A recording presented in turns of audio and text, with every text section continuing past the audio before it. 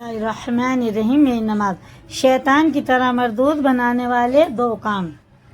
ایک صاحب نے شیطان کو دیکھا اور شیطان سے انہوں نے دریافت کیا کہ حضور مجھے ایسا کام تلقین فرمائیے جس سے میں آپ کی طرح بن جاؤں اور صحیح معنوں میں آپ کا چیلا بن جاؤں۔ شیطان حیرت سے کہنے لگا کہ عجیب و غریب درخواست، آج تک تو کسی نے مجھ سے کی نہیں، آخر تم پوچھ کر کیا کرو گے؟ ان صاحب نے کہا کہ حضور دل سے مجبور ہوں، جی چاہتا ہے کہ آپ جیسا بن جاؤں۔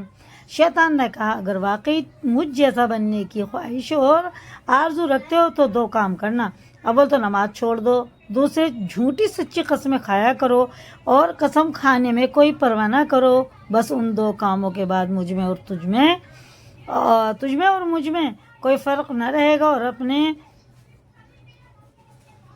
اپنے گروہ کا حقیقی چیلا صرف تو ہی ہوگا۔ وہ بزرگ شیطان کی یہ ہدایت سن کر بولے خدا کی قسم یہی دونوں کام ساری عمر نہ کروں گا۔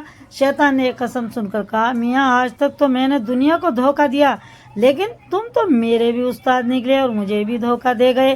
اب میں عہد کرتا ہوں کہ آئندہ اپنے دل کی بات کسی سے نہیں کہوں گا اور نہ ہی کسی کے دھوکے میں آؤں گا۔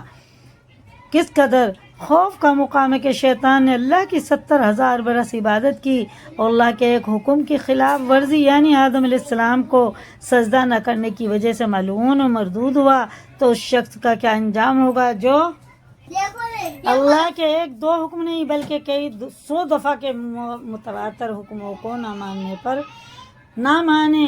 پھر وہاں پر سجدہ آدم علیہ السلام کو تھا، یہاں نمازی کو خاص الخاص رب العزت کے لیے سجدے کا حکم ہے۔ پھر شیطان نے ایک سجدہ چھوڑا اور بے نمازی کس قدر سجدوں کو چھوڑتا ہے اس کو جس قدر بھی سزا دی جائے تھوڑی ہے۔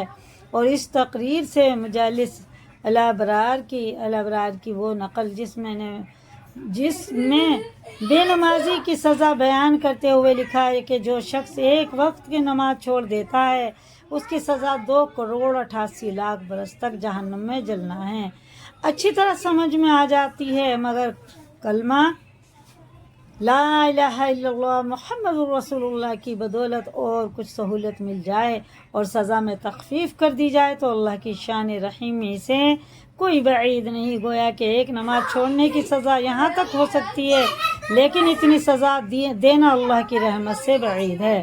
مثلاً ایک جرم کی سزا تعزیرات ہند میں اس طرح لکھی ہے 6 ماہ سے سال بھر تک، یہاں 50 سے 200 روپے تک جرمانہ، لیکن مجسٹریٹ کم سے کم سزا